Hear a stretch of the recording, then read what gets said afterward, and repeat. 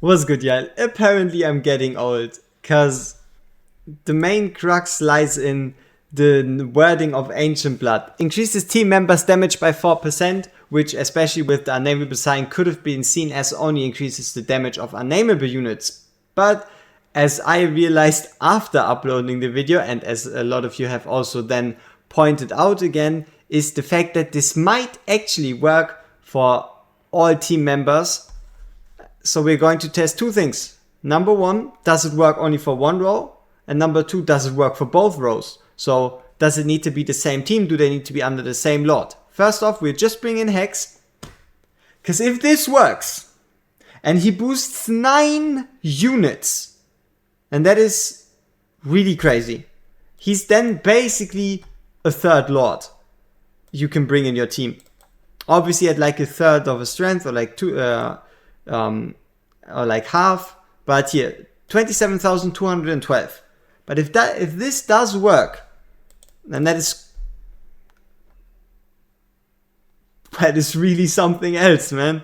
Then we really have a major and honestly pretty well thought out buff for Ajax on our hands. Because a lot of people have been complaining that he's a lord and he's ruining lord pity for them. So this would turn him into a lord, even a very special one. Here we go. 28,295.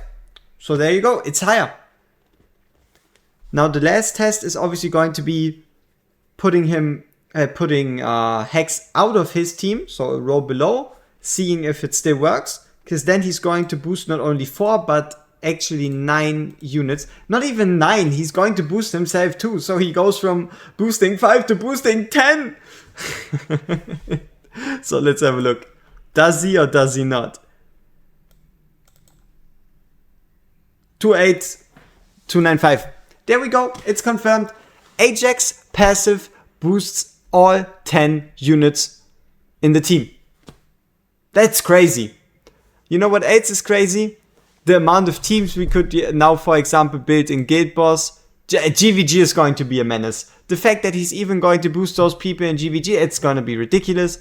But on the note of Guild Boss, one team that easily comes to mind is going to be probably an Infernal Piercer combo, where you're going to be running Hex outside of the Lord, because the Lord is going to reduce Hex's damage. Then definitely Zillitu, because those are like your main magical damage dealing units, right? Probably like a Twin Fiend.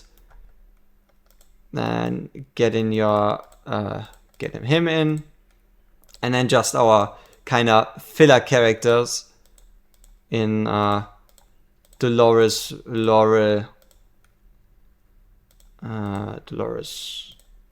Hollow, and Volker. So yeah, here we go. Time to see how hard he can hit in Guild Boss. Just a couple of numbers, and then obviously at the end my then found conclusions.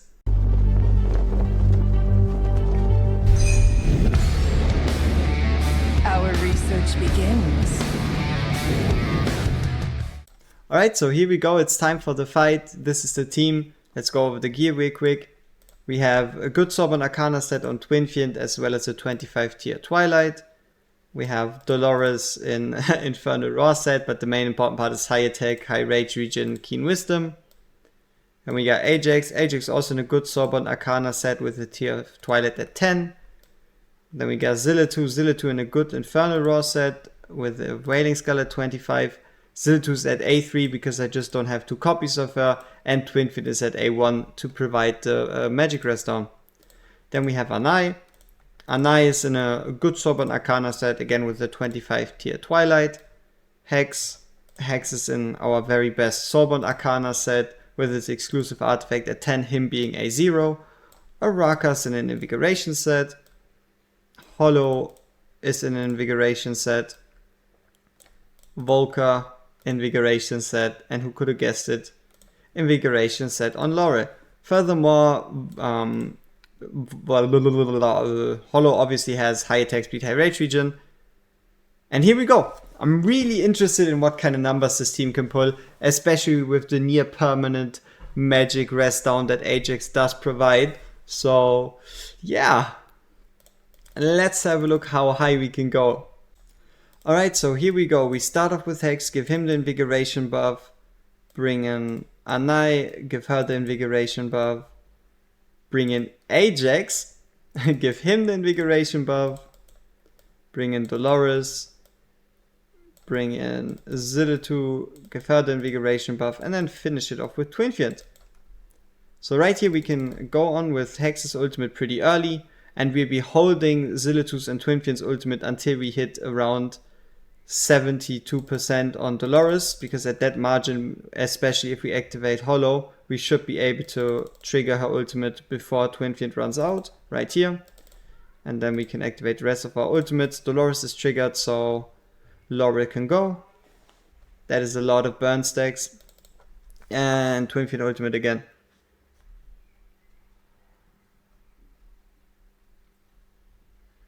Alright, nice. Here we can go with Hollow. Dolores should be ready. Beautiful. Insta Hex ultimate again. And we can fast forward time a bit.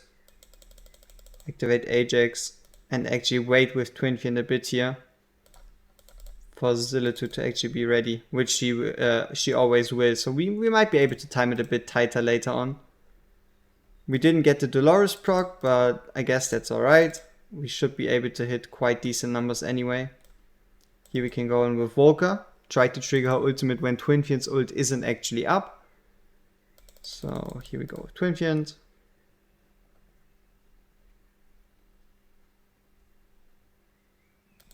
Activate Hex. Wait for the vulnerability to disappear. There we go. Now Volker can be taken out again. So we have full vulnerability as well as the permanent 30% magic rest down, which is just it's just crazy. So right here Zillitu is also again going to be she's not permanently ready. So that was a misplay on my part there with the Twinfiend ult.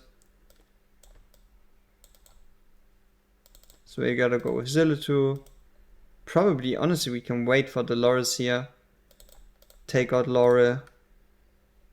Activate Twinfiend. Ajax. And Hex again. So the main reason why we have Hex outside of the whole Inferno shenanigans is because Twinfiend would make our Hex deal less damage. Just by actually triggering his ult. So that's why we're running him separately in a Piercer team. Alright, so far so good. We're already looking pretty decent when it comes to the blood. Now obviously the question is how big of a difference does Ajax actually make there, right? So here we go, just again activating everything. We could have activated Ajax there, but we didn't.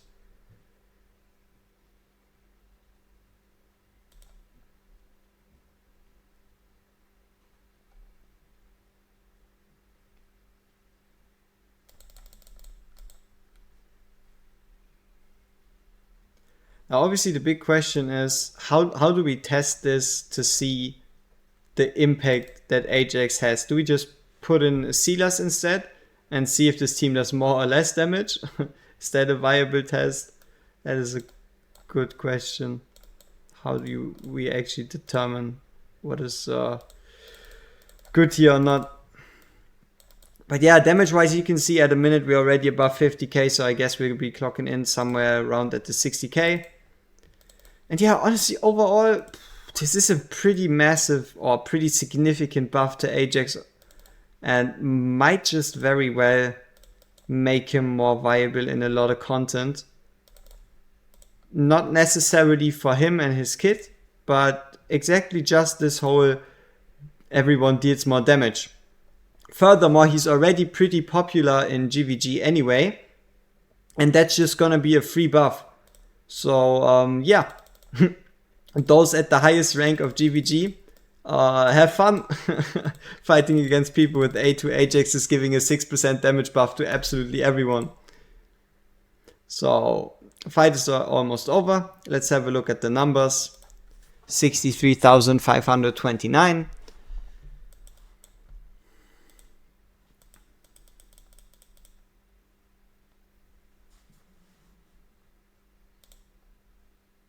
Almost 200 million on Zillitu, 200 million on Hex, 99 million on Anai. Keep in mind A0 Anai. And yeah, then 35 on Twinfin and 35 on 31 on Ajax. Interesting here, Ajax was in Dolores range, Twinfin was outside of it. So I guess the best team is probably one where you keep the top spot open and then just swap in Ajax to provide that buff instead of, for example, having your Volker do it. So I guess a Nightmare Inferno team is going to make even more out of it. Huh. Interesting. So yeah, these are the numbers right here. And let's see if I do a second test or if we end the video right here. You'll see it. Alright, here we are with the second team. The only thing that really changed is we took out Anai and we Araka, and we put in Torador and Arrogance. So let's just finish this Invigoration set right here by taking this piece. So Torador's build is gonna be full on tanky with attack speed just so he survives, because the plan is to keep Torador on the field permanently and swap in Ajax periodically. Alright, so here we go, Hex in with the Invig, Twin, Invig, Dolores in, Zillitu in, Arrogance in, Invig on Zillitu. Activate Hex as soon as possible. Again, wait for that around magical 72% to trigger Twinfin Dolores. Continue with Hollow. Why not activate Torador's ultimate? Dolores trigger. Out with her. Invig on Arrogance. In with Ajax. Twinfin ultimate. See, the main difference here is then going to be the fact that Hex is actually in Twinfin's ultimate. And that should also be shown by the damage that Hex is going to be doing, which should by all means be less than before.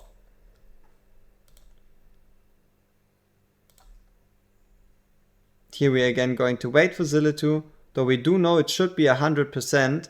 So we trigger Twinfin early to trigger Zillitu alongside of it. Yeah, we learned a bit from the last run. Just a bit. Okay, it's time for Ajax to go again. Laura to come in. And ultimates to be triggered. Now we can bring in Volker. She's going to again provide you know what I mean? Provide the vulnerabilities when Twinfin doesn't. At least that's the game plan with her. Maybe she even dies before that happens. We gotta see.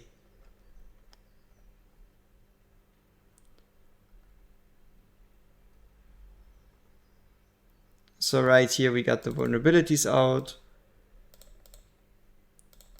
This time we're going to wait a bit with Twinfin because we know that Zillitu isn't exactly going to be ready.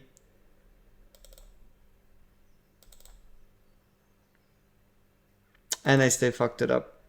Didn't wait long enough exactly. Is what it is.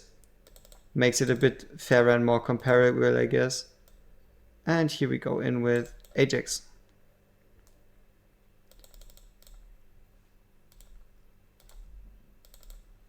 As before, we wait for the break, then go with the Twinfin ult, because this one should really hit home hard.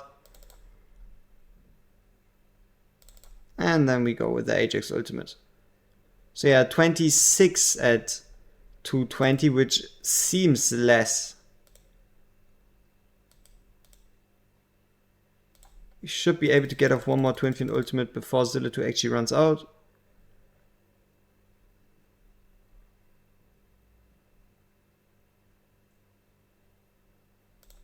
And it's time for Ajax to again say goodbye-bye. We obviously trigger Zillitu's ultimate and then refresh everyone else. Go with Twinfin, Hex, Torador, Volker. Why am I talking shit? Are we doing more damage? I guess we'll find out at the end. Guess we'll find out at the end. Here we can go with the insta ult, because that should completely bang away the shield. We hold on to Volker until the vulnerability runs out. To activate vulnerability now. Take her out, activate Zilla to bring in Laurel, take her out, go in, activate Twinfiend, bring in Ajax. There we go. And then it's gonna be again ult spam. Some more burns. Right here. Honestly, by this point, who knows? Probably Soulcadence is better than Twinfiend here in this scenario. Honestly, I guess that's also up to you to experiment with if you do pull him. So, yeah, how do I judge this? It is really hard to say. For all those that own Ajax, it is really, really, really nice. For those that don't own him, is he worth more than a Praetus? No. Is he worth more than a Waldron? Probably no. Is he worth more than an Iowa? No. If you have an Araka, is he worth more than an Iowa? Getting closer, I guess. So yeah, overall, what does Ajax do? Ajax now provides a 4 to up to 6% at A2 damage buff to up to 9 units in your team, as well as all the other benefits that his kit brings. Let's have a look at the damage. Zilitude did less here. See, Hex lost over 60 million because we have him in Twinfiend's team. So keep that in mind. And that's why you run a Piercer team and not and Hex in a Piercer team, not in an Inferno team. But yeah, he's good. That's for sure. He's good. This buff is amazing. He's going to be a menace in GVG. Obviously, Ajax provides infection trials. The fact that you can run him in every single one of them, which should have been there from the beginning of the game, but they added only rather recently, like 2 or maybe 3 months ago. Yeah, I'm happy that I have him. And you might actually really want to summon for him, because even if you get another legendary and it's not even a lot, it could be Ardea. Peace.